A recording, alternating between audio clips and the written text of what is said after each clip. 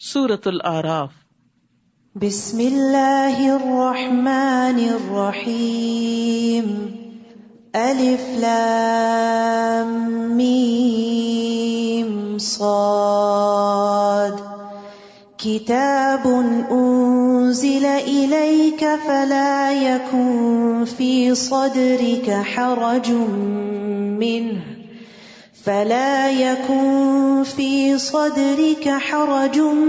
منه لتنذر به وذکری للمؤمنین، اتبعوا ما انزل الیکم من ربکم ولا تتبعوا من دونه اولیاء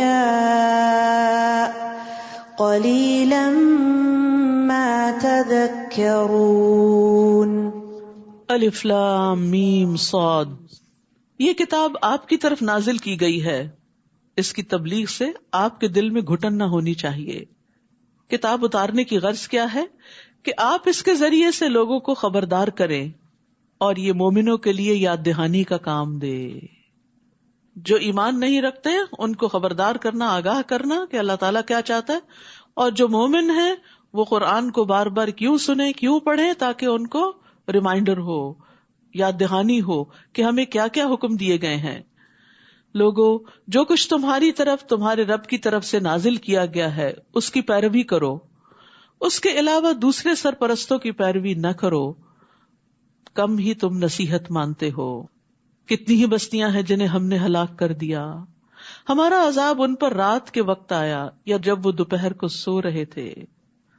یاد رکھیے، اللہ سے ہمیشہ عافیت مانگنی چاہیے، نہیں پتا سوتے جاگتے کس وقت کون سی بلا کہاں سے ٹپک پڑے۔ تو یہ عافیت کی دعا ہے، اللہم احفظنی من بین یدی ومن خلفی وعن یمینی وعن شمالی ومن فوقی واعوذ بعظمتک ان اغتال من تحتی، یہ پڑھتے رہنا چاہیے۔ اور پھر خصوصاً غفلت کے وقت جب لوگ غافل ہوں، رات کو آنکھ کھلے، اس وقت بھی اللہ سبحانہ تعالیٰ سے دعا کرنی چاہیے کہ اللہ تعالیٰ ہمارا انجام ہر چیز میں اچھا کرے۔ پھر جب ان پر عذاب آ گیا تو اس وقت ان کی پکار یہی تھی کہ بلا شبہ ہم ہی ظالم تھے۔ انہوں نے اپنی غلطی کا اعتراف کر لیا، لیکن اس وقت فائدہ کچھ نہیں۔ جن لوگوں کی طرف ہم نے رسول بھیجے تھے ہم ان سے بھی ضرور باز پرس کریں گے اور رسولوں سے بھی ضرور پوچھیں گے، یعنی قیامت کے دن ہر انسان سے سوال ہوگا۔ نبی صلی اللہ علیہ وسلم نے فرمایا، تم میں سے ہر شخص نگران ہے اور اس سے اس کی رعیت کے متعلق سوال کیا جائے گا، یعنی شوہر بھی، بیوی بھی، حتیٰ کہ غلام بھی۔ پھر ہم اپنے علم سے پوری حقیقت ان پر بیان کر دیں گے۔ آخر ہم اس وقت غائب تو نہ تھے۔ اس دن انصاف کے ساتھ اعمال کا وزن کیا جائے گا، جن کے پلڑے بھاری نکلے وہی فلاح پائیں گے۔ یاد رکھیے، میزان برحق ہے، والوزن یومئذ الحق، اس دن اعمال تولے جائیں گے۔ اور بعض روایات میں آتا ہے کہ انسان تولے جائیں گے، اور بعض میں اعمال نامے تولے جائیں گے، اور بعض میں یہ کہ اعمال شکل اختیار کریں گے، جسم بن جائیں گے۔ اور جیسے ایک لقمہ پہاڑ برابر ہو جائے گا تو وہ پہاڑ رکھ دیا جائے گا میزان کے اندر، اور وہ میزان اتنا بڑا ہے کہ جس میں زمین و آسمان رکھے جا سکتے ہیں۔ نبی صلی اللہ علیہ وسلم نے فرمایا، قیامت کے دن بڑے بڑے ترازو رکھے جائیں گے، بس اگر اس میں آسمانوں اور زمین کا وزن کرنا چاہیں تو میزان کی وسعت اس سے زیادہ ہوگی۔ فرشتے پوچھیں گے، یہ ترازو کس کے لیے وزن کرے گا؟ اتنا بڑا ترازو یہ کس کے لیے؟ تو اللہ تعالیٰ فرمائیں گے، میں اپنی خلقت میں سے جس کے لیے چاہوں گا۔ تو فرشتے کہیں گے، سبحانک ما عبدناک حق عبادتک، اے اللہ تو پاک ہے، ہم تیری عبادت ویسی نہ کر سکے جیسا کہ کرنے کا حق۔ یعنی اگر آپ پہاڑوں جتنی، زمین آسمانوں جتنی نیکیاں کر لیں تو ان کو تولنے کے لیے بھی میزان موجود ہے، لیکن پتہ نہیں ہمارے اس پلڑے میں کتنے ہوں گے، کیا ہوگا، کہ اس زندگی کا کتنا حصہ اللہ کی اطاعت میں ہے اور کتنا نافرمانی میں۔ اور جن کے پلڑے ہلکے ہوئے، یعنی نیکی والے پلڑے، تو یہی لوگ ہیں جنہوں نے اپنے آپ کو خسارے میں ڈالا، کیونکہ وہ ہماری آیتوں کے ساتھ ظلم کیا کرتے تھے، یعنی ان کو ان کا حق نہیں دیتے تھے۔ ہم نے تمہیں زمین میں اختیار دیا اور تمہارے لیے سامان زیست بنایا، مگر تم لوگ کم ہی شکر ادا کرتے ہو۔ اللہ نے بنی آدم کو زمین میں چھوڑ دیا اور ہر طرح کی نعمتیں دی، لیکن انسان نعمتیں استعمال کرتا جاتا ہے مگر اللہ کو بھول جاتا ہے. اور افسوس یہ، جتنی نعمتیں زیادہ ہوتی ہیں اتنی غفلت بڑھتی ہے، اتنی اللہ سے دوری زیادہ ہو جاتی ہے. وَلَقَدْ خَلَقْنَاكُمْ، اور یقیناً ہم نے ہی تم کو پیدا کیا ہے. ثُمَّ صَوَّرْنَاكُمْ، پھر ہم نے تمہاری صورت بنائی ہے. یہ شکلیں اللہ کی بنائی ہوئی ہے، اللہ کی کاریگری ہے، یہ اس کا ڈیزائن ہے. پھر ہم نے فرشتوں سے کہا کہ آدم کو سجدہ کرو، تو ابلیس کے سوا سب نے سجدہ کیا، ابلیس نے سجدہ نہ کیا. اللہ تعالیٰ نے اس سے پوچھا، جب میں نے تجھے سجدہ کرنے کا حکم دیا تھا تو پھر کس بات نے تجھے سجدہ کرنے سے روک دیا؟ کہنے لگا، میں آدم سے بہتر ہوں، کیونکہ تو نے مجھے آگ سے پیدا کیا اور اسے مٹی سے. تکبر کا شکار ہو گیا، اور یہ بھی اپنی عقل سے ہی اس نے فیصلہ کر لیا، یعنی بڑا چھوٹا ہونے کا. اللہ تعالیٰ نے فرمایا، نیچے اتر یہاں سے، تیرا حق نہ تھا کہ تو یہاں تکبر کرتا، لہٰذا نکل جا. تو ان لوگوں میں سے ہو گیا جنہیں چھوٹا ہی بن کر رہنا ہے، یعنی اپنے آپ کو بڑا سمجھنے والے بڑے نہیں ہوا کرتے، بڑا وہ ہے جو اللہ کی نگاہ میں بڑا ہے. کہنے لگا، اچھا پھر مجھے روز محشر تک مہلت دے دے، یعنی مجھے زندگی دے دے. تو ابلیس اس وقت سے مرا نہیں، قیامت تک اس کو زندگی ہی زندگی ملی ہوئی ہے بہکانے کے لیے. اللہ تعالیٰ نے فرمایا، تجھے یہ مہلت دے دی جاتی ہے. تو اب دیکھیے ابلیس کی دعا قبول ہو گئی ہے. تو کتنے بھی ہم گناہ گار ہوں، کبھی بھی نہیں سوچنا چاہیے کہ میری پتہ نہیں سنی جائے گی کہ نہیں. ابلیس نے کہا، تو نے مجھے گمراہی میں مبتلا کیا، نعوذ باللہ، اللہ کو الزام دیا، تو اب میں بھی تیری سیدھی راہ پر گھات لگا کے بیٹھوں گا. یاد رکھیے، اسلام کے ہر راستے پر شیطان بیٹھتا ہے.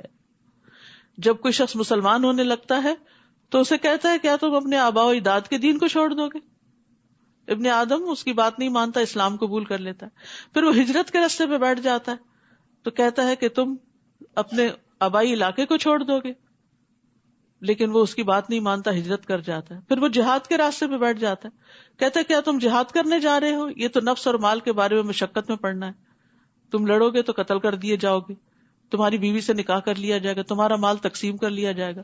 لیکن اس کی بات نہیں مانتا اور وہ جہاد کرتا ہے. پھر رسول اللہ صلی اللہ علیہ وسلم نے فرمایا، جس نے شیطان کے ساتھ ایسا کیا تو اللہ عز و جل پہ حق ہے کہ وہ اسے جنت میں داخل کرے، اور جو قتل کیا گیا تو اللہ عز و جل پہ حق ہے کہ وہ اسے جنت میں داخل کرے. تو یہ بڑے بڑے اعمال کی مثال دے کے ہمیں بتا دیا گیا کہ انسان مسلمان ہو بھی جاتا ہے تب بھی وہ ہر راستے پہ بیٹھتا ہے. ہر نیکی کا کام جب آپ کرنے لگتے ہیں تو وہ ضرور دل میں وسوسے ڈالتا ہے اور پیچھے ہٹاتا ہے. ثم لآتینہم من بین ایدیہم، کیا طریقہ کار ہے اس کا؟ پھر انسانوں کو آگے سے، پیچھے سے، دائیں سے، بائیں سے، ہر طرف سے گھیروں گا، بہکاؤں گا انہیں اور اپنی راہ پہ ڈال دوں گا، یعنی نافرمانی کی راہ پہ. اور تو ان میں سے اکثر کو شکر گزار نہ پائے گا. یاد رکھیے، سارے غم و پریشانیوں کی بنیادی وجہ ناشکری ہے. نعمتیں نظر نہیں آتی، نعمتوں پر خوشی نہیں ہے، جو ملا ہے اس پہ راضی نہیں، جو ملا ہے اس کو دیکھتے ہی نہیں، اور جو ہاتھ سے چلا جاتا ہے صرف اس کے لیے رونا روتے رہتے ہیں. تو یہ شیطان کا سب سے بڑا ہتھ کنڈا اور وار ہے کہ وہ انسانوں کو شکر گزار نہیں ہونے دیتا. تو ابلیس دو راستے بھول گیا تھا، اوپر کا اور نیچے کا. تو ابن عباس کہتے ہیں، اس نے یہ نہیں کہا کہ میں اوپر سے بھی آؤں گا، کیونکہ اسے علم ہے کہ ان کے اوپر اللہ ہے. تو ابلیس نے اپنے رب سے کہا عز و جل سے، مجھے تیری عزت و جلال کی قسم، میں بنی آدم کو اس وقت تک گمراہ کروں گا جب تک ان کے جسم میں روح رہے گی. موت کے وقت بھی بہکاتا ہے. تو اس کو اس کے رب عز و جل نے فرمایا، مجھے اپنی عزت اور اپنے جلال کی قسم، جب تک وہ مجھ سے معافی مانگتے رہیں گے میں انہیں معاف کرتا رہوں گا. اللہ آخر تک ہمارے ہوش حواس اس طرح قائم رکھے کہ ہم توبہ کر کے لا الہ الا اللہ پڑھ کے دنیا سے رخصت ہوں اور شیطان دشمن کے پندے سے نکل جائیں. کیونکہ اس وقت بھی بہکاتا ہے، تمہیں تمہارا علم کام آ گیا، تم تو بڑے نیک تھے، تمہیں تو فکر کی بات ہی نہیں. اللہ تعالیٰ نے فرمایا، یہاں سے نکل جا، تو میری درگاہ سے ٹھکرایا ہوا اور رسوا شدہ مخلوق ہے. یاد رکھ، انسانوں میں سے جو بھی تیری پیروی کرے گا تیرے سمیت ان سب سے جہنم کو بھر دوں گا. استغفر اللہ. تو شیطان کا راستہ جہنم کا راستہ ہے، صراط مستقیم جنت کا راستہ ہے. اور اے آدم، تو اور تیری بیوی دونوں اس جنت میں رہو اور جہاں سے جی چاہے کھاؤ، مگر اس درخت کے قریب بھی نہ جانا ورنہ ظالموں میں سے ہو جاؤ گے. بس ایک درخت سے روک دیا گیا، باقی سب آزادی. اور یہ سب امتحان کے لیے ہو رہا تھا. پھر شیطان نے ان دونوں کے دل میں وسوسہ ڈالا تاکہ ان کی شرمگاہیں جو ایک دوسرے سے چھپائی گئی تھی ان کے سامنے کھول دے، یعنی ان کو ننگا کرنا چاہتا تھا. لباس انسان کی عزت بھی ہے، زینت بھی ہے، ستر کا باعث بھی ہے. اس کے قابل شرم حصوں کو چھپاتا ہے اور اس کو خوبصورت بناتا ہے. گندگی والے مقامات اگر لوگوں کو نظر آتے رہیں تو لوگ نفرت کریں، لیکن شیطان نے ان کے لیے ایسی چال چلی کہ ان کا لباس اتر جائے. تمہیں تمہارے رب نے اس درخت سے صرف اس لیے روکا ہے کہ کہیں تم فرشتے نہ بن جاؤ یا تم ہمیشہ یہاں رہنے والے نہ بن جاؤ. کیسا دھوکہ دیا، بھلوا دیا کہ یہاں تو ہمیشہ رہنا ہی نہیں ہے، تو ٹیسٹ کے لیے آئے ہیں یہاں. تو یاد رکھیے آج دنیا میں بھی شیطان انسان کے پیچھے ہوتا ہے اور وہ برائیوں کو اس کے لیے خوشنما بناتا ہے، اس کو وسوسے ڈالتا ہے اور جن چیزوں سے اللہ نے روکا ہے ان کے فائدے بتاتا ہے. تو اس لیے بڑا ضروری ہے کہ شیطان کی چالوں کو سمجھیں. یہ کتاب ہے عربی کی، اس کا ترجمہ اور اس کے آڈیوز وغیرہ موجود ہے، مقائد الشیطان کی، شیطان کیسے کیسے چالیں چلتا ہے. تو ہم سب کو اپنے دشمن کی چالوں کا پتا ہونا چاہیے. وقاسمہما، پھر ان دونوں کے سامنے قسم کھا لی کہ میں فی الواقع تمہارا خیر خواہ ہوں. سبحان اللہ، سخت جھوٹا، لیکن جھوٹی قسم کھا کے تسلی دلا رہا ہے. چنانچہ ان دونوں کو دھوکہ دے کر آہستہ آہستہ اس نے اپنی بات پہ مائل کر ہی لیا.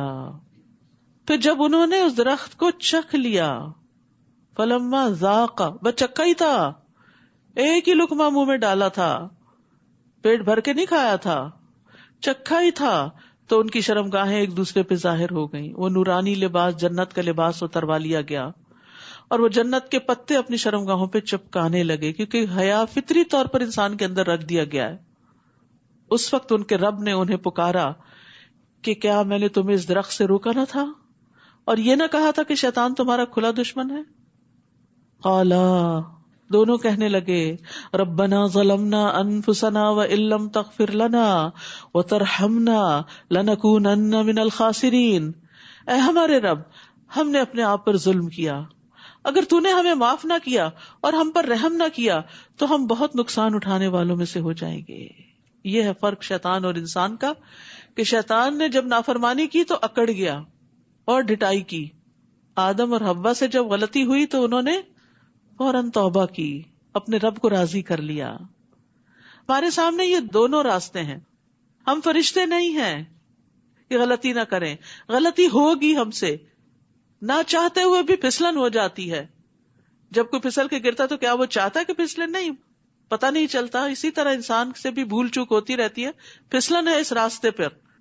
لیکن مومن پھسلنے کے بعد وہیں لیٹ نہیں رہتا، اٹھ جاتا ہے اور توبہ کرتا ہے، اپنے آپ کو جھاڑتا ہے، اگر کوئی گندگی لگ گئی ہو اس کو اتارتا ہے اور صاف ستھرا ہو کے دوبارہ اپنے راستے پہ چل پڑتا ہے.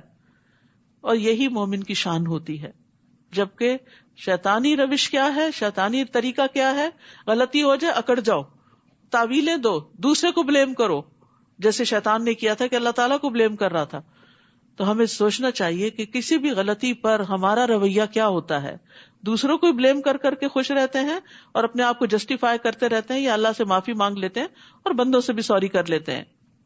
ہم نے اپنے آپ پر ظلم کیا، اگر تو نے ہمیں معاف نہ کیا اور ہم پر رحم نہ کیا، یعنی معافی بھی چاہیے اور رحم بھی چاہیے، تو ہم بہت نقصان اٹھانے والوں میں سے ہو جائیں گے. فرمایا تم سب یہاں سے نکل جاؤ، تم ایک دوسرے کے دشمن ہو. اب تمہارے لیے زمین میں جائے قرار اور ایک مدت تک سامان زیست ہے. پھر فرمایا اسی زمین میں تم زندگی بسر کرو گے، اسی میں مرو گے، مریخ پہ نہیں جانا، اور اسی سے دوبارہ نکالے جاؤ گے. انسانوں کے لیے رہنے کی جگہ زمین ہی ہے. اے بنی آدم، ہم نے تم پر لباس نازل کیا جو تمہاری شرمگاہوں کو ڈھانپتا ہے اور زینت بھی ہے. لباس کے دو مقاصد بتا دیے گئے، ستر کو بھی ڈھانپتا ہے اور خوبصورتی بھی. اور لباس تو تقوی ہی کا بہتر ہے. وَلِبَاسُ التَّقْوَىٰ، یہ اللہ تعالیٰ کی نشانیوں میں سے ایک نشانی ہے. یعنی لباس اللہ کی نشانیوں میں سے ایک نشانی ہے. شاید لوگ کچھ سبق حاصل کریں. بخاری میں بڑا خوبصورت باب ہے کتاب اللباس، اس کو اگر پڑھا جائے تو پوری ہدایات ملتی ہیں کہ ہمیں کس قسم کا لباس پہننا چاہیے. آپ صلی اللہ علیہ وسلم کو سفید لباس پسند تھا، بہت قیمتی لباس پسند نہیں کرتے تھے. اے بنی آدم، ایسا نہ ہو کہ شیطان تمہیں فتنے میں مبتلا کر دے. جیسے اس نے تمہارے والدین کو جنت سے نکلوا دیا تھا. خبردار کیا جا رہا ہے وہ جو تمہارے والدین کا دشمن تھا وہ تمہارا بھی دشمن ہے. ان کو نکلوایا تھا کہیں تمہیں بھی جنت سے محروم نہ کرے. اور ان سے ان کے لباس اتروا دیے تھے تاکہ ان کی شرم گاہیں انہیں دکھلا دے. تو دنیا میں شیطان کو انسان پہ قابو پانے کا ایک بہت اچھا طریقہ کیا ہے کہ اس کو ننگا کر دیا جائے, یعنی ریویلنگ ڈریسز. اور اس میں آپ دیکھیے کہ مردوں کے مقابلے میں عورتیں زیادہ ریویلنگ ڈریسز پہنتی ہیں کہ جن سے جسم ننگا ہوتا ہے. بعض اوقات شادی کے موقع پہ ایسے ڈریسز یا تو سلیو لیس یا آرگینزا وغیرہ کے بازو لگا لیتے ہیں جو نہ ہونے کے برابر. اسی طرح بعض اوقات اتنا ٹائٹ لباس کے جس سینے کو ڈھانکنے کا حکم دیا وہی سب سے زیادہ نمایاں ہو رہا ہوتا ہے. اس کو عورت کی آزادی سمجھ دیا گیا. یہ بھی ایک خوش فہمی ہے کہ اپنے جسم کو نمایاں کرنا آزادی کہاں کی. اس کے بعد جس طرح کی مشکلات آتی ہیں وہ انسان کو آزاد تو نہیں رہنے دیتی. جس طرح کی ہراسمنٹ ہوتی ہے اور جس طرح کی پریشانیاں دیکھنی پڑتی ہیں ان کاموں سے, وہ آزادی نہیں ہے.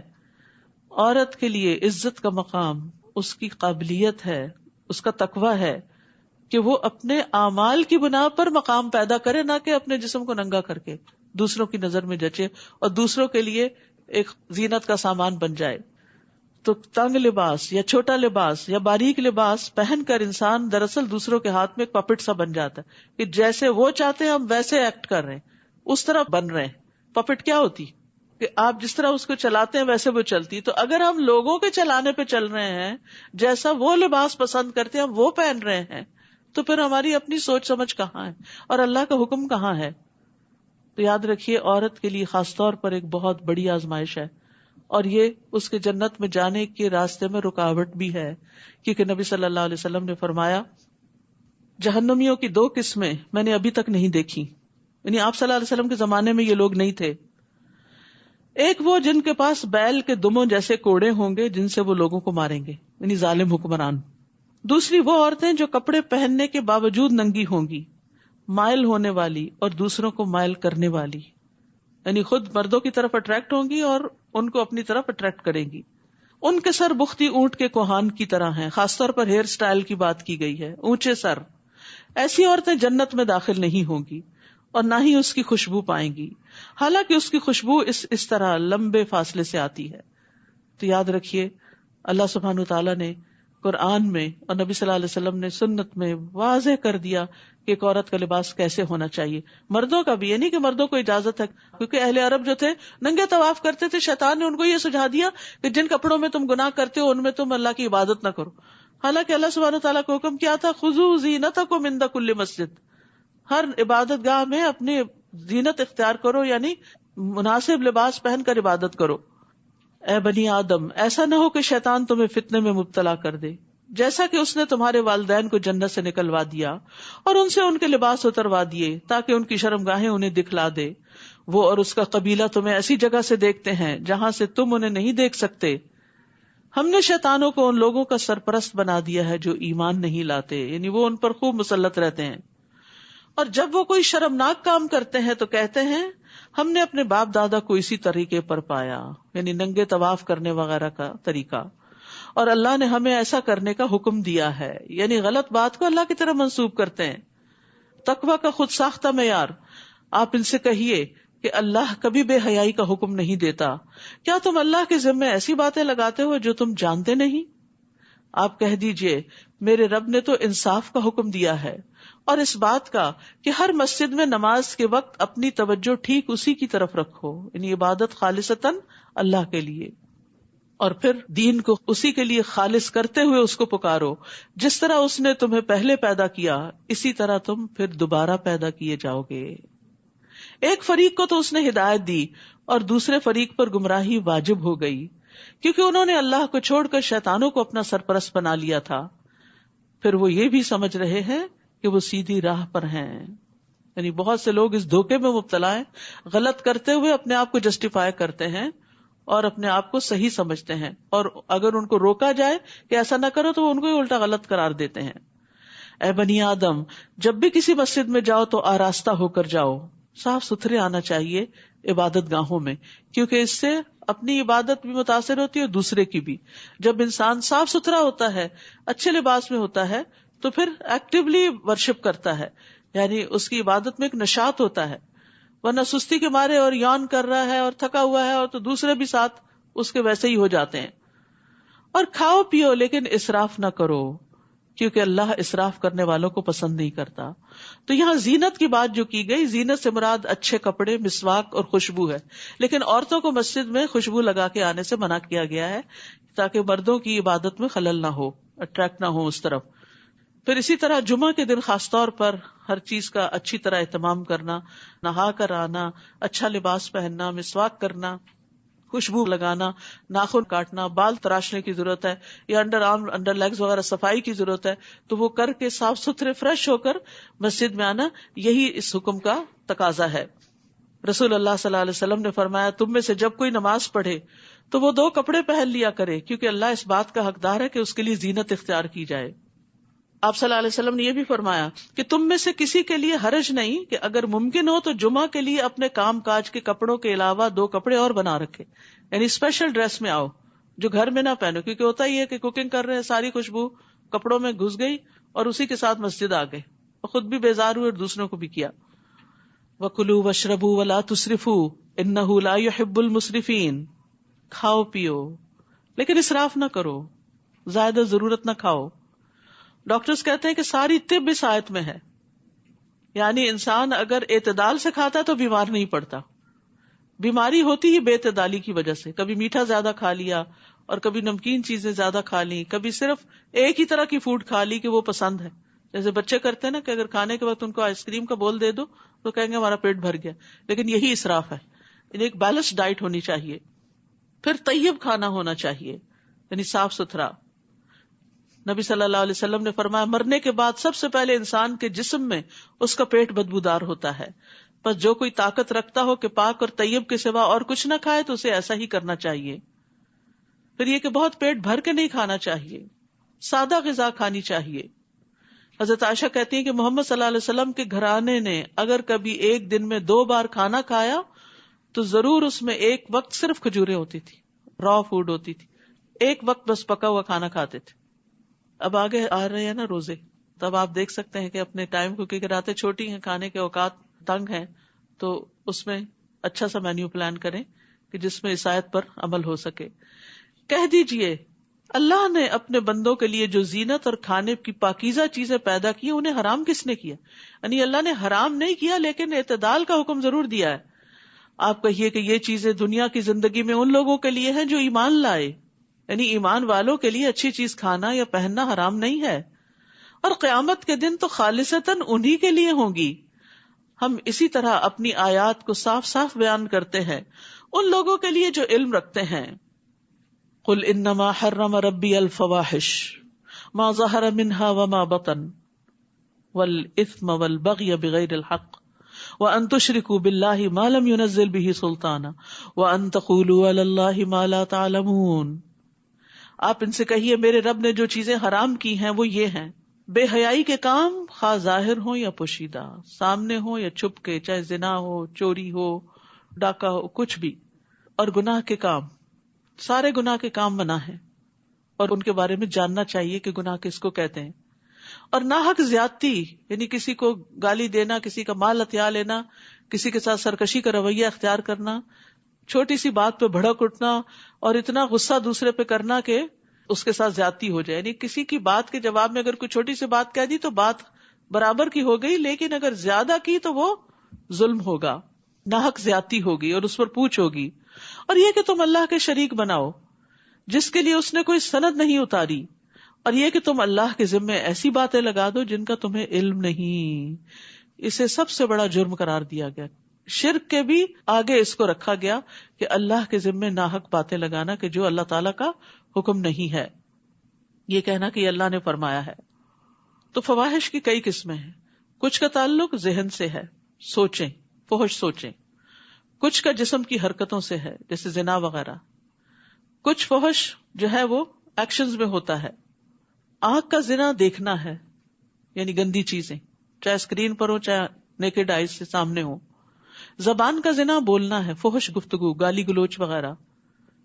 دل کا زنا یہ کہ وہ خواہش اور آرزو کرتا ہے، یعنی برے کام کی، برے فعل کی، زنا وغیرہ کی. پھر شرمگاہ اس سب کو سچا کرتی ہے یا اس کو جھٹلا دیتی ہے. اسی طرح تکبر، خود پسندی، ریا، نفاق، یہ بھی فحش چیزیں ہیں، یعنی حرام چیزیں ہیں جن کو دل میں رکھا جائے. پھر اسی طرح باتوں میں بےہودہ گوئی، فضول باتیں کرنا. مومن فحش گو نہیں ہوتا، تانے دینے والا نہیں ہوتا، لعنتیں کرنے والا نہیں ہوتا، گالی گلوچ کرنے والا نہیں ہوتا. عبداللہ بن مسعود کہتے ہیں کہ مومن کے اخلاق میں سے سب سے زیادہ قابل مذمت، قابل ملامت بےہودہ گوئی ہے، فحش گفتگو. تو ایسی گفتگو سے بھی توبہ کرنی چاہیے. ہر گروہ کے لیے ایک مدت مقرر ہے، پھر جب وہ مدت پوری ہو جاتی ہے تو پھر اس گروہ کی گرفت کے لیے ایک گھڑی بھر کی بھی تقدیم و تاخیر نہیں ہو سکتی. اے بنی آدم، اگر تمہارے پاس تمہیں میں سے رسول آئیں جو تمہارے سامنے میری آیات بیان کریں، تو جو شخص نافرمانی سے بچا رہا اور اپنی اصلاح کر لی تو ایسے لوگوں کے لیے نہ کوئی خوف ہوگا نہ وہ غمگین ہوں گے. اور جن لوگوں نے ہماری آیات کو جھٹلا دیا اور ان سے اکڑ بیٹھے تو ایسے ہی لوگ دوزخ والے ہیں، وہ اس میں ہمیشہ رہیں گے. بھلا اس شخص سے بڑھ کر اور کون ظالم ہو سکتا ہے جو اللہ کے ذمے جھوٹ لگا دے، یعنی جو اللہ نے نہیں فرمایا وہ اللہ کی طرف سے پیش کرے، یا اس کی آیتوں کو جھٹلا دے، یعنی جو پیش کیا اس کو نہ مانے، جو نہیں پیش کیا اسے اللہ کا حکم بتائے. ایسے لوگوں کو ان کا وہ حصہ تو دنیا میں ملے گا ہی جو ان کے مقدر میں ہے، یہاں تک کہ جب ان کی روحیں قبض کرنے کے لیے ہمارے فرشتے ان کے پاس آئیں گے تو ان سے پوچھیں گے وہ تمہارے الہ کہاں ہیں جنہیں تم اللہ کے سوا پکارا کرتے تھے.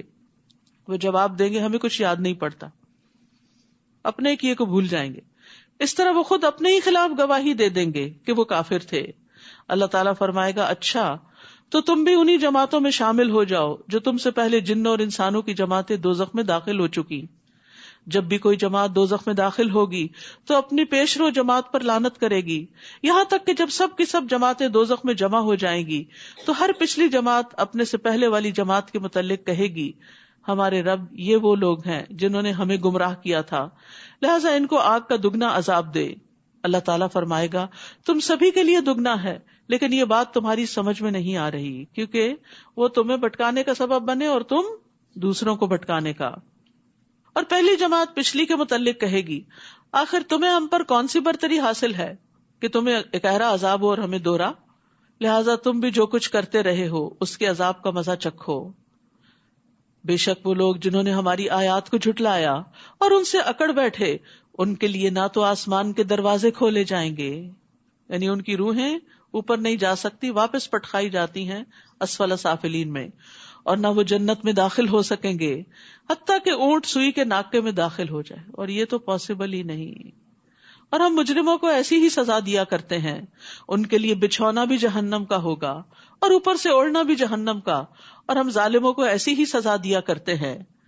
البتہ وہ لوگ جو ایمان لائے اور نیک اعمال کیے اور ہم ہر شخص کو اس کی طاقت کے مطابق ہی مکلف بناتے ہیں تو یہی لوگ اہل جنت ہیں جس میں وہ ہمیشہ رہا کریں گے. ان اہل جنت کے دلوں میں اگر ایک دوسرے کے خلاف کچھ کدورت ہوگی تو ہم اسے نکال دیں گے. یہ ہے جنت کی اصل خوبصورتی، دل صاف ہوں گے، دلوں میں ایک دوسرے کے لیے محبت ہوگی. یاد رکھیے جس گھرانے میں ایک دوسرے کے لیے محبت ہوتی ہے وہ کٹیا بھی ہو، وہ جھونپڑی بھی ہو، وہ بڑی وسیع ہوتی ہے، اس میں بڑی خیر ہوتی ہے، اسے بڑا لطف ہوتا ہے. اور بڑے بڑے مینشنز میں اگر لوگ اپنے اپنے کمروں میں ہی بند ہو کر رہے اور کوئی کسی سے بات نہ کرے، کوئی کسی کو دیکھ کے مسکرائے نہیں، سلام نہیں کرے، تو وہ گھر تنگ ہوتے ہیں. تو جنت کی خاص خوبی یہاں بتائی گئی. اگر ایک دوسرے کے خلاف کچھ کدورت ہو گئی تو ہم اسے نکال دیں گے. دنیا میں رہتے ہوئے کوئی نہ کوئی مس انڈرسٹینڈنگ ہو ہی جاتی ہے، کوئی غلط فہمی ہو جاتی ہے کہ انسان اچھے بھلے انسان کے بارے میں کوئی بری رائے رکھتا ہے، تو وہ بھی نکال دی جائے گی. جب پل صراط پار کر لیں گے تو جنت میں جانے سے پہلے ایک اور پل آئے گا، قنطرہ جس کو کہتے ہیں، اس پر لوگوں کو مہذب کیا جائے، حذبوا ونقوا، صاف ستھرا کیا جائے گا اندر سے باہر سے، کیونکہ میدان حشر کی طویل قیام اور تھکاوٹ اور وہ ساری چیزیں ختم کر کے پھر وہ جنت میں داخل کیے جائیں گے، اندر سے بھی صاف باہر سے بھی صاف. اور یہیں پر آراف ہے جس کا آگے ذکر آ رہا ہے. اور وہ کہیں گے تعریف تو اللہ ہی کے لیے ہے جس نے ہمیں یہ جنت کی راہ دکھائی. اللہ اگر ہمیں یہ راہ نہ دکھاتا تو ہم کبھی یہ راہ نہ پا سکتے تھے. اور یہ قرآن یہی جنت کی راہ دکھاتا ہے. ہمارے رب کے رسول واقعی حق لے کر آئے، اس وقت انہیں آواز آئے گی، ندا آئے گی، ان تلکم الجنۃ اورثتموها بما کنتم تعملون، تم اس جنت کے وارث بنائے گئے ہو اور یہ ان نیک اعمال کا بدلہ ہے جو تم دنیا میں کرتے تھے. جنت کے لیے نیک عمل چاہیے، جنت میں جانے کے لیے یہی کرنسی اور یہی ٹکٹ کام آئے گا.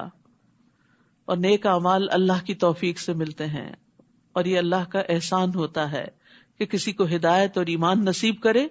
اسی لیے جنت والے اللہ کی طرف اس کو منسوب کریں گے.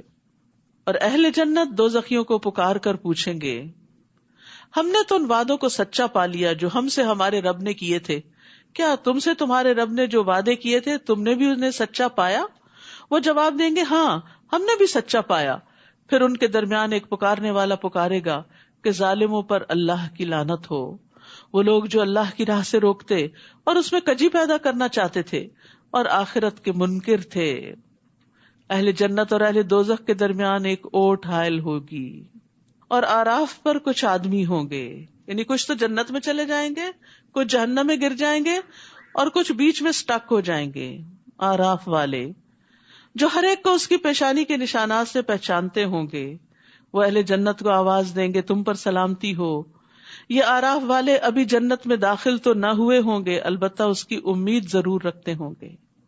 یہ بھی انتظار کے مرحلے، انتظار کی گھڑیاں کتنی تکلیف دہ ہوتی.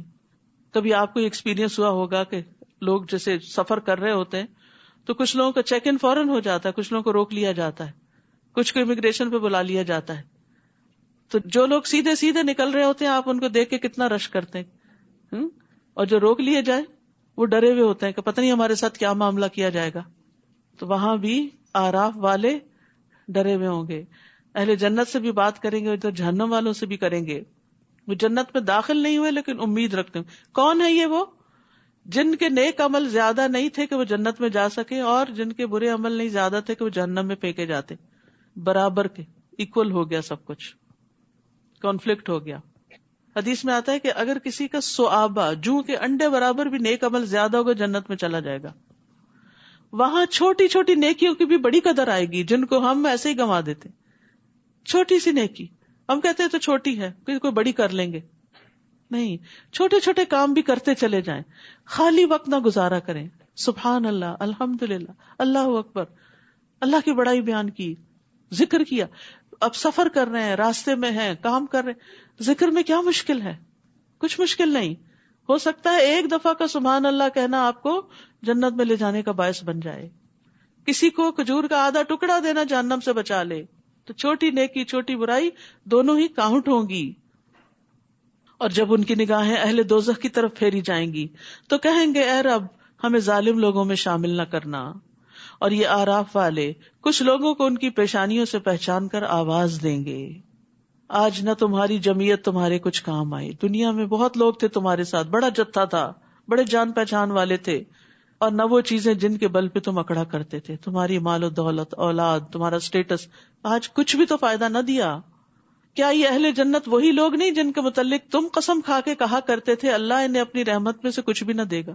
اگر دینا ہوتا تو دنیا میں بھی کچھ ملتا، کیونکہ دنیا میں وہ بدحال رہے، تکلیفیں اٹھاتے رہے اللہ کی رضا میں. انہیں آج یہ کہہ دیا گیا، آج تم جنت میں داخل ہو جاؤ، نہ تمہیں کوئی خوف اور نہ کوئی غم. اور دوزخی اہل جنت کو آواز دیں گے، اب ان کی کمیونیکیشن ہو رہی ہے آپس میں، ہم پر بھی کچھ پانی انڈیل دو، یا اللہ نے جو کچھ تمہیں کھانے کو دیا ہے اس میں سے کچھ ہماری طرف پھینک دو. تمہیں اتنی نعمتیں ملی ہیں، کچھ ہمیں بھی دے دو، صدقہ دے دو ہمیں. اہل جنت جواب دیں گے، اللہ تعالیٰ نے یہ دونوں چیزیں کافروں پہ حرام کر دی ہیں، آج نہ پانی ہے نہ کھانا ہے. کیونکہ جہنم میں بھی بھوک تو لگے گی. یاد رکھیے، جب گناہوں کی کثرت ہو جائے تو پانی پلانا لازم کر لیں. اس آیت میں اس بات کی دلیل ہے کہ پانی پلانا افضل اعمال میں سے ہے. ابن عباس سے پوچھا گیا کون سا صدقہ افضل ہے، تو انہوں نے کہا پانی پلانا. کیا آپ نے جہنمیوں کو نہیں دیکھا کہ جب وہ اہل جنت سے فریاد کریں گے اور کہیں گے ان افیضوا علینا من الماء، کہ ہم پہ پانی ڈالو. بعض تابعین کہتے ہیں جس کے گناہ زیادہ ہو جائیں وہ پانی پلانا لازم کر لے. اللہ نے کتے کو پانی پلانے والے کے گناہوں کو معاف کر دیا تھا، تو اس آدمی کا کیا مقام ہوگا جو ایک مومن کو پانی پلائے اور اسے زندگی بخشے. تو یہ پانی پلانا چاہے کسی گلاس میں ہو، اپنے گھر والوں کے لیے انڈیلنا، بعض اوقات ہم اس پہ بھی بڑے چلاتے، پانی بھی نہیں لے سکتے، ہم ہی بھریں، ہم ہی ڈالیں، ہم ہی پور کریں. کئی دفعہ جوس کے ڈبے فریج میں پڑے رہتے اس لیے کہ اندر سے کوئی نکال کے ڈالتا نہیں، ڈال کے پیش کر دیں تو پی لیں. تو نیکی کی وجہ سے اپنے گناہوں کی بخشش کی خاطر پلاتے رہیں. اور پھر اس سے بڑے بڑے پروجیکٹس بھی ہو سکتے ہیں، کنویں کھدوائے جا سکتے ہیں، نہریں بنوائی جا سکتی ہیں، اور اسی طرح خیر کے کام کیے جا سکتے ہیں. جابر رضی اللہ عنہ کہتے ہیں کہ رسول اللہ صلی اللہ علیہ وسلم نے فرمایا، جس نے کوئی کنواں کھدوایا پھر جو بھی پیاسا جاندار اس میں سے پانی پیے، یا کوئی جن یا انسان یا کوئی پرندہ، تو قیامت تک اللہ اس بندے کو اجر دیتا رہے گا، قیامت تک، جب تک وہ کنواں باقی رہے گا، جب تک وہ نلکا چلتا رہے گا. سعید بن مسیب سے روایت ہے کہ سعد بن عبادہ رضی اللہ عنہ نبی صلی اللہ علیہ وسلم کے پاس آئے، پوچھا آپ کے نزدیک سب سے پسندیدہ صدقہ کون سا ہے؟ فرمایا پانی پلانا، اور پانی روکنا گناہ کا باعث ہے.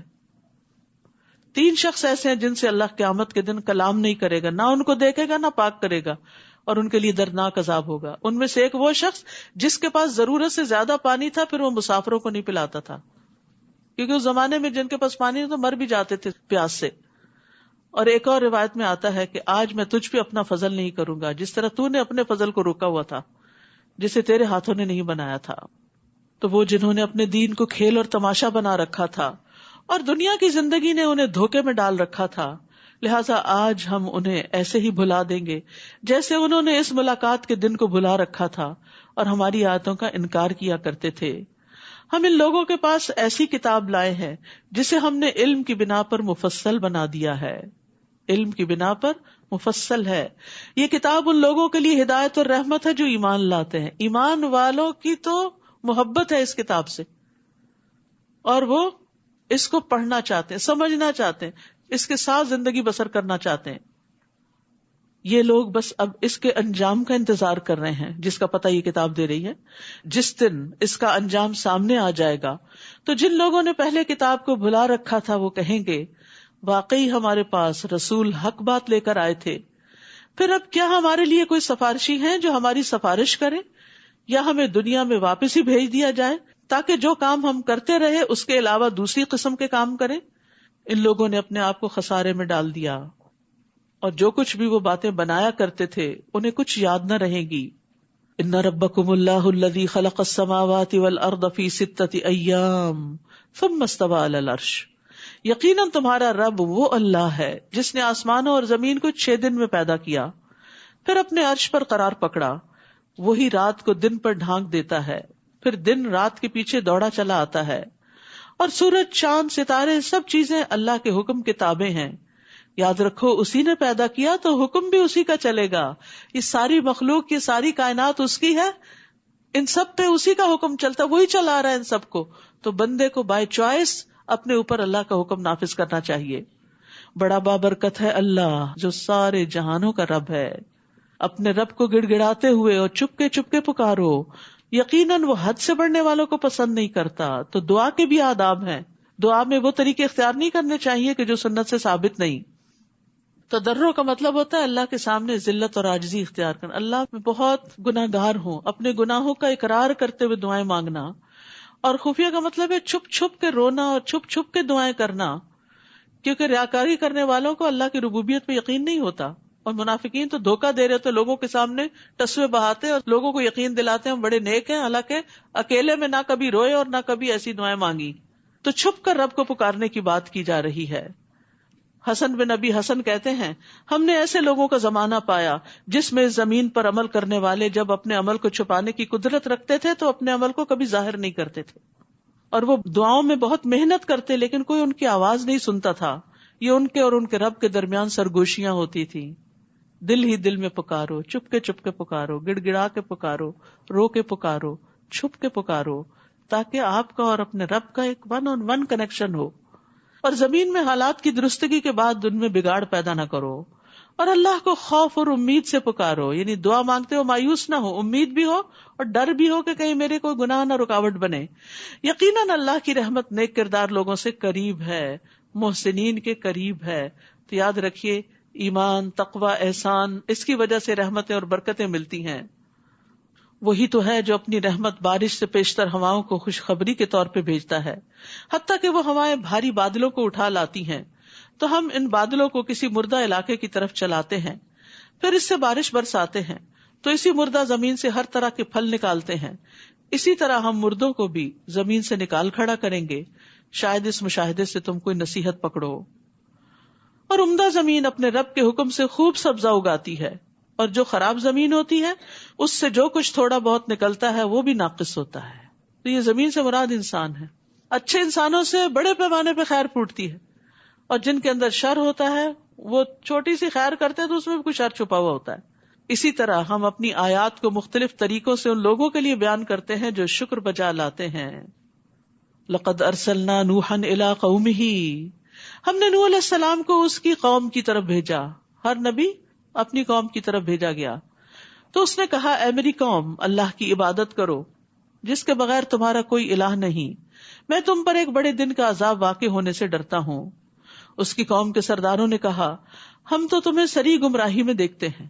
اس نے کہا، برادران قوم، میں گمراہی میں پڑا ہوا نہیں، بلکہ میں تمام جہانوں کے رب کا رسول ہوں۔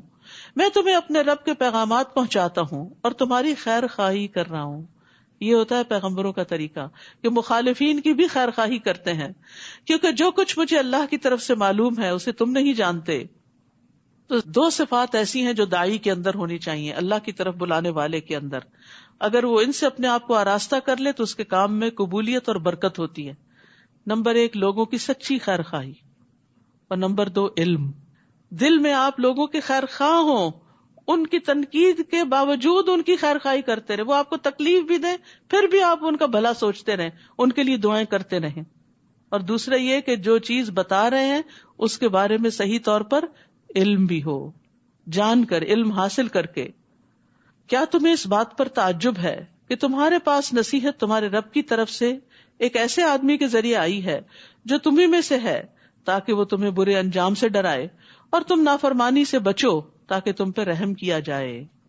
چنانچہ انہوں نے نوح کو جھٹلا دیا تو ہم نے نوح کو اور اس کے ساتھیوں کو جو کشتی میں سوار تھے بچا لیا، اور ان لوگوں کو غرق کر دیا جنہوں نے ہماری آیات کو جھٹلایا تھا۔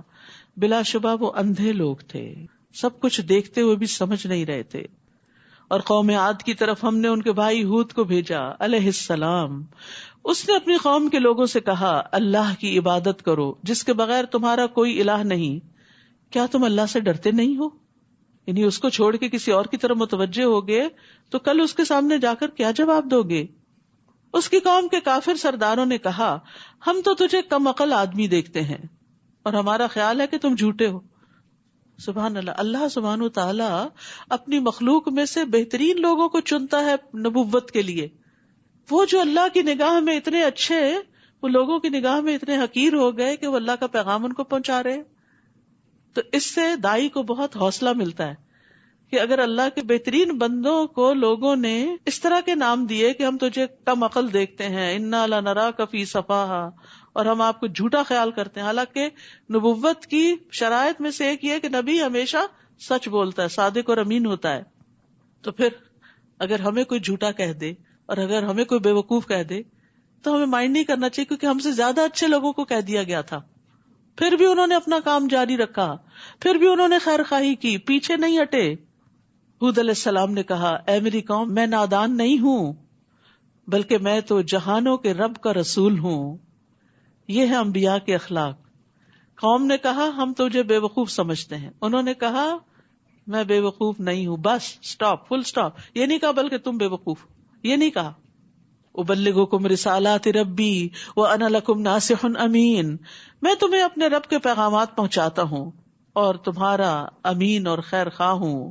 کیا تم اس بات پر تعجب کرتے ہو کہ تمہارے رب کی طرف سے تمہارے پاس نصیحت ایک ایسے آدمی کے ذریعے آئی ہے جو تمہیں میں سے ہے، تاکہ وہ تمہیں برے انجام سے ڈرائے؟ اور اللہ کا یہ احسان یاد کرو جب اس نے تمہیں قوم نوح کے بعد زمین کا جانشین بنایا اور تمہیں خوب تنومند یعنی طاقتور بنایا۔ بس اللہ کی نعمتوں کو یاد کرو تاکہ تم فلاح پاؤ۔ وہ کہنے لگے، کیا تو ہمارے پاس اس لیے آیا ہے کہ ہم ایک اللہ ہی کی عبادت کریں اور جنہیں ہمارے آباء و اجداد پوچھتے رہے انہیں چھوڑ دیں؟ یہ تھا ان کی گمراہی کا سبب۔ کوئی دلیل نہیں سوائے اس کے کہ باپ دادا کے پیچھے چلیں گے. یاد ہے دنیا کے معاملات میں ہم باپ دادا کے پیچھے کوئی نہیں چلتے. ہم میں سے کون ہے جو دادی والے کپڑے پہنتا ہے آج, یا نانی والے کھانے پکاتا ہے؟ دنیا کے معاملات میں ہم ایڈوانس ہو گئے, نئی نئی چیزیں سیکھی, نئے نئے تجربے کیے, نئے نئے کام کیے, اور دین کے معاملے میں فرسودہ رسمیں, پرانے طریقے, باپ دادا کے طریقے. عجب منطق ہے. اور جنہیں ہمارے آباء و اجداد پوچھتے رہے انہیں چھوڑ دیں؟ اگر تو سچا ہے تو جس عذاب کی تو دھمکی ہمیں دیتا ہے وہ لے آ. ہود نے کہا علیہ السلام, تمہارے رب کی طرف سے تم پر عذاب اور اس کا غضب ثابت ہو چکا ہے. کیا تم مجھ سے ایسے ناموں کے بارے میں جھگڑا کرتے ہو جو تم نے اور تمہارے آباء و اجداد نے رکھ لیے ہیں؟ یعنی خود بخود تم نے ان سے کچھ خوبیاں منسلک کر دی, بتوں کو اپنا حاجت روا سمجھ لیا, جیسے آج مسلمانوں نے اللہ کے نیک بندوں کو اپنا حاجت روا بنا رکھا ہے کہ وہ مشکل کشا ہے, وہ گنج بخش ہے, اور وہ فلاں ہے. تو یہ تو خود بخود تم نے نام دے دیے جن کے لیے اللہ نے کوئی سند نہیں اتاری. سو اب تم بھی انتظار کرو اور میں بھی تمہارے ساتھ انتظار کرتا ہوں.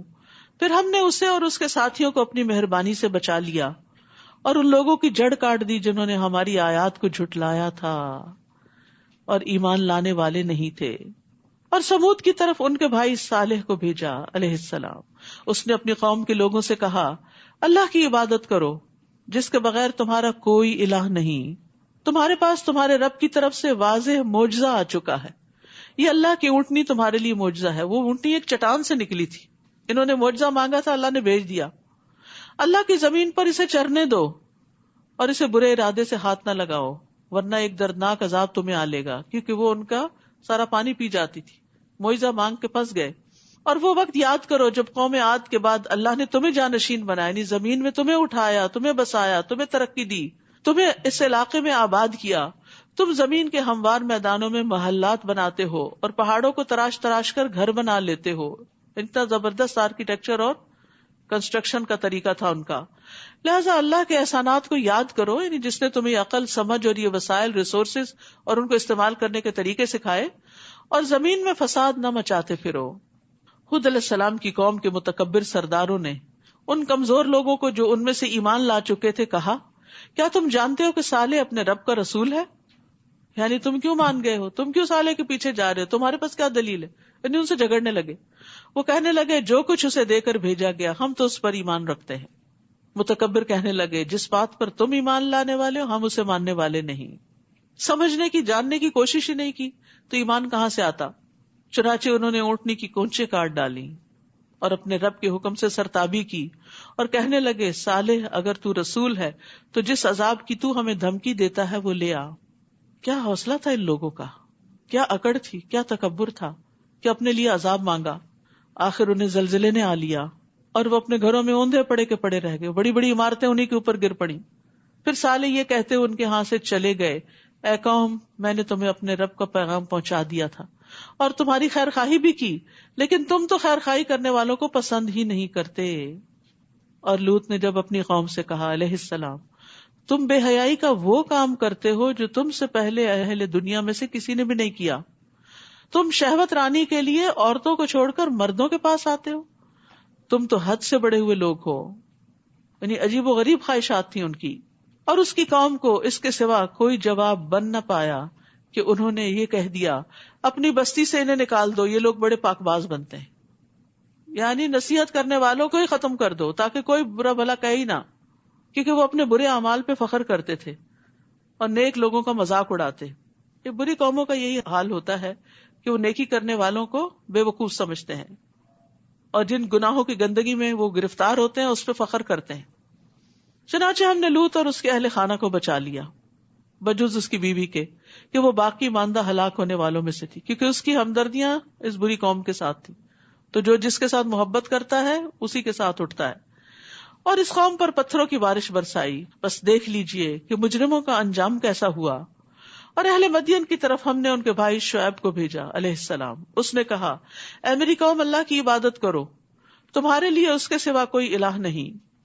تمہارے پاس تمہارے رب کی طرف سے ایک واضح دلیل آ چکی ہے, لہذا ناپ اور تول پورا رکھا کرو اور لوگوں کو ان کی چیزیں کم نہ دیا کرو. لین دین میں ڈنڈی مارتے تھے. اور زمین میں اصلاح ہو جانے کے بعد اس میں بگاڑ پیدا نہ کرو. یہی بات تمہارے لیے بہتر ہے اگر تم واقعی مومن ہو. اور زندگی کی ہر راہ پر رہزن بن کر نہ بیٹھ جاؤ کہ لوگوں کو دھمکاتے پھرو، اور جو شخص اللہ پر ایمان لائے اسے اس کی راہ سے روکنے لگو. یعنی راستوں پر اس لیے نہ کھڑے ہو جاؤ کہ اللہ کے راستے سے لوگوں کو روکو، اور جو دین کی طرف آئے انہیں اس سے منع کرو، اور اس سیدھی راہ میں کجی کے درپے ہو جاؤ. اور وہ وقت یاد کرو جب تم تھوڑے تھے تو اللہ نے تمہیں زیادہ کر دیا، اور دیکھو کہ فساد کرنے والوں کا انجام کیا ہوتا ہے. وَإِن كَانَ طَائِفَةٌ مِّنكُمْ آمَنُوا بِالَّذِي أُرْسِلْتُ بِهِ وَطَائِفَةٌ لَمْ يُؤْمِنُوا فَاصْبِرُوا حَتَّى يَحْكُمَ اللَّهُ بَيْنَنَا وَهُوَ خَيْرُ الْحَاكِمِينَ. اور اگر تم میں سے ایک فریق ایسا ہے کہ جو کچھ مجھے دے کر بھیجا گیا اس پر ایمان لے آیا، اور دوسرا فریق ایمان نہیں لایا، تو صبر کرو یہاں تک کہ اللہ ہمارے درمیان فیصلہ کر دے، اور وہی سب سے بہتر فیصلہ کرنے والا ہے. وآخر دعوانا ان الحمد للہ رب العالمین. سبحانک اللہم وبحمدک اشہد ان لا الہ الا انت استغفرک واتوب الیک. السلام علیکم ورحمۃ اللہ وبرکاتہ.